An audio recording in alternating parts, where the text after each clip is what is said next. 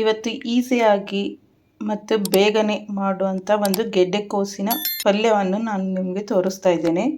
ನೋಡಿ, ಗೆಡ್ಡೆಕೋಸನ್ನ ಈ ಥರ ಪೀಲ್ ಮಾಡಿ ಇಟ್ಕೋಬೇಕು. ಇದನ್ನು ಈ ರೀತಿಯಾಗಿ ತುರ್ಕೋಬೇಕು. ಗೆಡ್ಡೆಕೋಸನ್ನು ಈ ಥರ ತರಿಯಾಗಿ ನಾವು ತುರಿದಿಟ್ಕೋಬೇಕು. ಈಗ ಇದನ್ನು ಹೇಗೆ ಮಾಡೋದಂತ ನಾನು ತೋರಿಸ್ಕೊಡ್ತೀನಿ.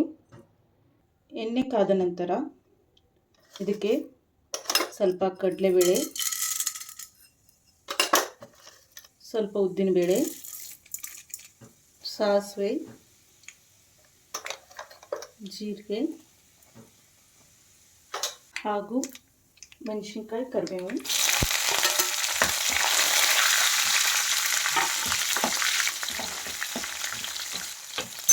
ಈಗ ತುರಿದಿರೋ ಗೆಡ್ಡೆಕೋಸನ್ನು ಹಾಕ್ತಾ ಇದ್ದೇನೆ.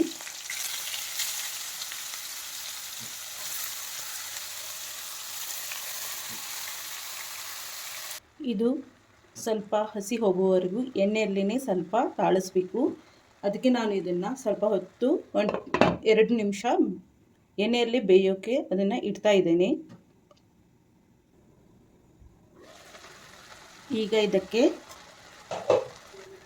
ಸ್ವಲ್ಪ ನೀರನ್ನು ಹಾಕಿಕೊಳ್ಳುವುದು.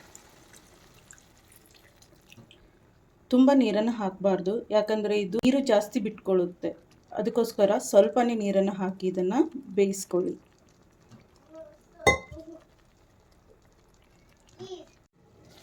ನೋಡಿ ಸ್ನೇಹಿತರೆ, ಇದು ಈಗ ಸ್ವಲ್ಪ ಬೆಂದಿದೆ. ಇದಕ್ಕೆ ಈಗ ನಾನು ಕಾಯಿ ತುರಿಯನ್ನು ಹಾಕುತ್ತಾ ಇದ್ದೇನೆ.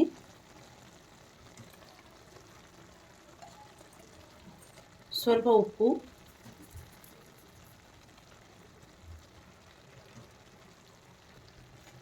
ಈಗ ಚೆನ್ನಾಗಿ ಮಿಕ್ಸ್ ಮಾಡ್ಕೊಳ್ಳೋಣ. ಇದಕ್ಕೆ ಜಾಸ್ತಿ ಉಪ್ಪು ಹಿಡಿಸಲ್ಲ, ಅದಕ್ಕೆ ಸ್ವಲ್ಪ ನೋಡಿಬಿಟ್ಟು ನಾವು ಉಪ್ಪನ್ನು ಇದಕ್ಕೆ ಹಾಕಬೇಕು. ಸ್ವಲ್ಪ ಸಕ್ಕರೆಯನ್ನು ನಾವು ಹಾಕೊಂಡ್ರೆ